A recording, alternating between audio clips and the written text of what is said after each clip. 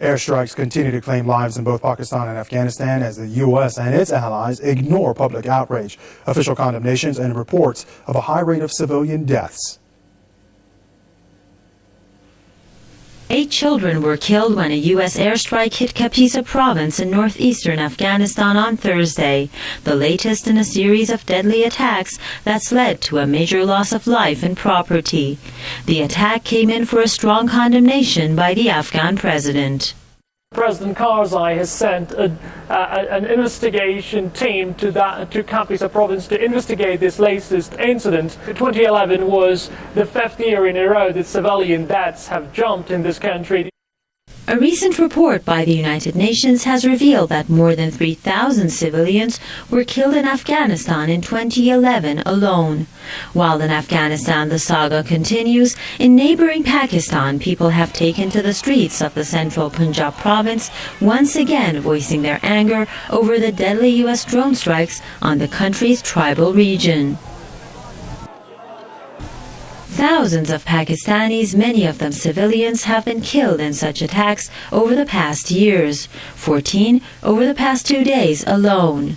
Despite the fact that Islamabad has repeatedly condemned the attacks as illegal and a violation of its sovereignty, Washington continues to insist that they strictly target militants.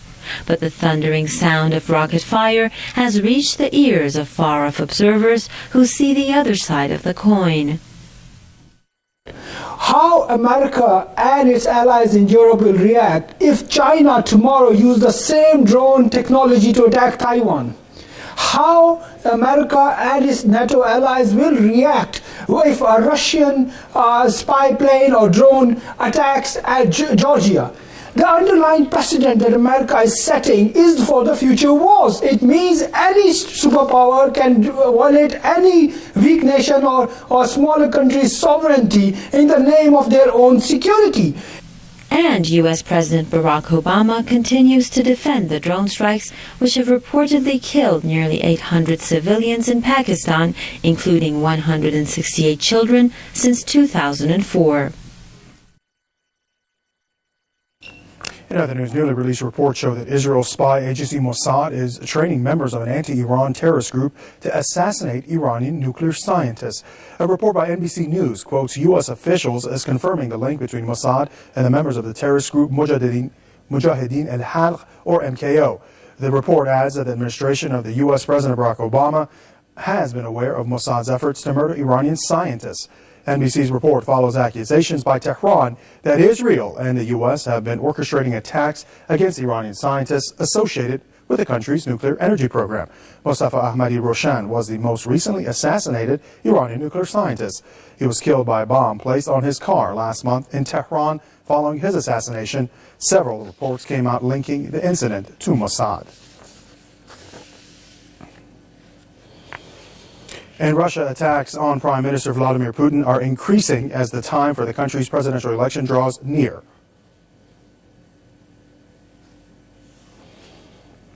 It will be difficult for Putin to answer the question. He has been in charge for 13 years since August 99. Maybe he's not guilty of anything by himself, but everything that happened during all these 13 years has a lot of negatives.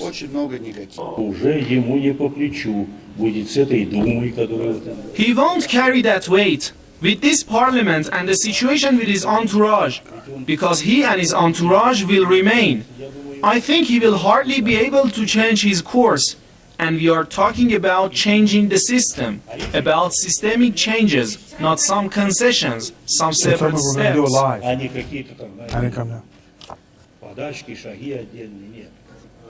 Zhirinovsky criticized what he called Putin's unaccountability after a live televised debate with Communist Party candidate Gennady Zyuganov.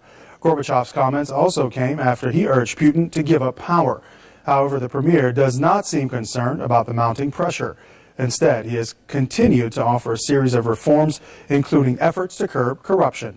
He made the pledge at the meeting with industrialists and entrepreneurs in the capital, Moscow. Meanwhile, oligarch Mikhail Prokhorov, that is, who is running for president, urged free and fair elections in a meeting with officials of the Organization for Security and Cooperation in Europe. Russia will elect a new president on March 4th.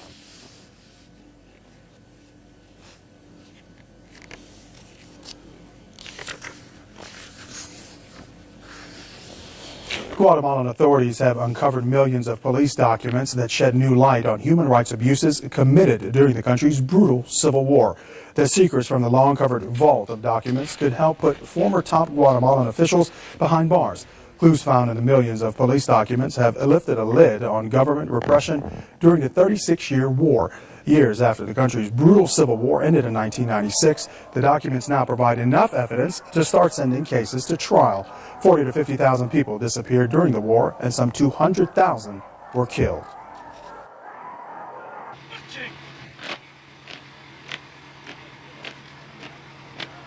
Gracias a los archivos de la policía.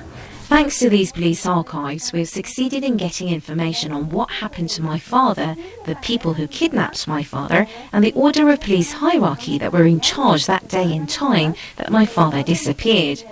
We are helping in a trial of Paul de la Cruz, who was the police chief in 1984, also against the mastermind of the illegal captures, Jorge Alberto Gomez. La policía en el año de 1984 y además en contra de Jorge. That's going to do it for World News, but do stay tuned on Sports International. Looks like it's Barcelona going head-to-head with Athletic Bilbao. Sheena's next with Sports International. Stay tuned.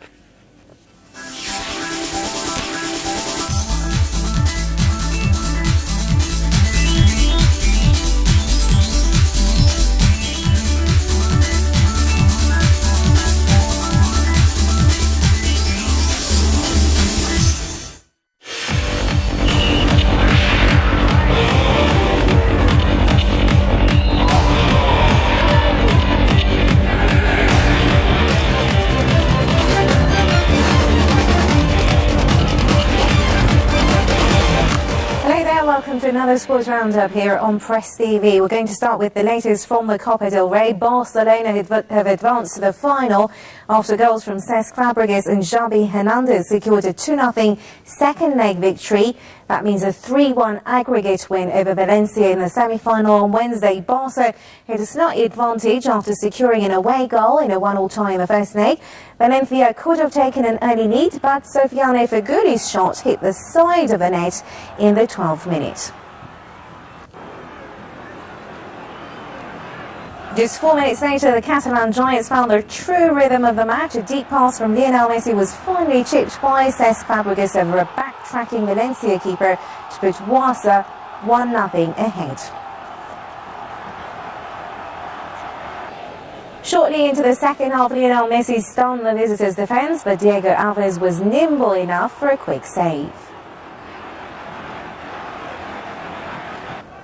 And finally, 10 minutes from time, Pep Guardiola's side secured a final match with Athletic Bilbao when Xavi Hernandez finished the flowing move by blasting the ball into the top corner of the net to make it 2-0.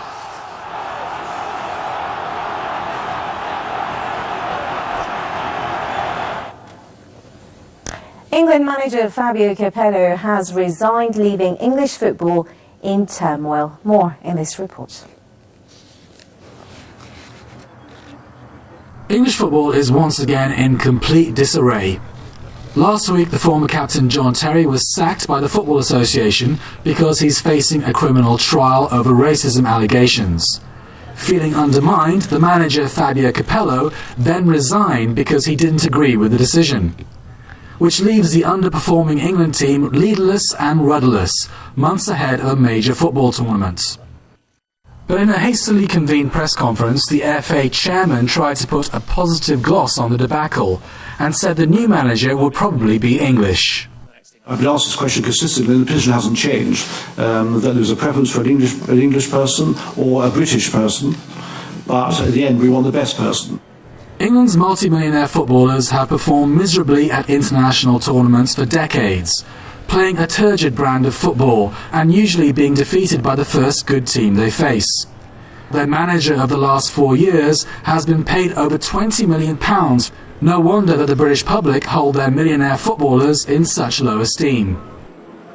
Obviously, we're in a position now where we don't have a captain and we don't have a manager, and it's only 4 months before the Euros, which leaves us in a very precarious position. I don't think that we were going to win the Euros anyway, but I think this has definitely decreased our chances. I think they have gone about it the wrong way about the John Terry thing. I think he should still be captain at the end of the day until he's been proven guilty. But That's football for you, isn't it? It's total mess up. Total mess up, but that's FA for you. All hopes now rest with this man, Tottenham Hotspur manager Harry Redknapp. On Wednesday morning, he faced a lengthy spell in prison on tax evasion charges, but he was cleared. It really has been a nightmare, I've got to be honest. It's been 5 years, and this is a case that should never have come to court because it's unbelievable, really. But now Redknapp, who's never managed a big club or won a major tournament, holds the hopes of English football in his hands. His chances of success? Practically zero. Usually before every major football tournament, the English press and public hype the England team's chances to unrealistic levels.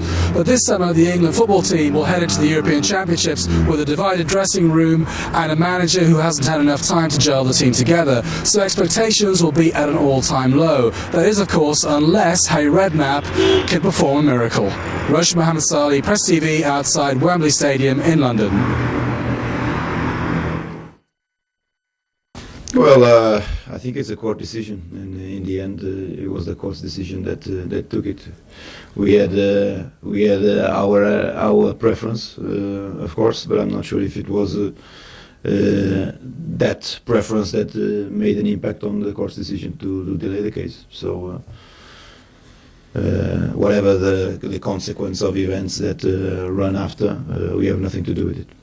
Well, I think firstly, as an Englishman, I'm proud to be in that sort of frame, but it's not for me, and I'll make that quite clear. I'm not even in the running as far as I'm concerned. I'm very, very happy here at Newcastle. We're on a little project here that's going really well, and I want to see it through. And the passion and everything about this place is why I want to stay here. But I do hope it goes to an Englishman, just on a personal level. I think that's important this time. And I really, really hope that Harry and Spurs and everybody sorts themselves out and can do it in a manner that it works for everybody.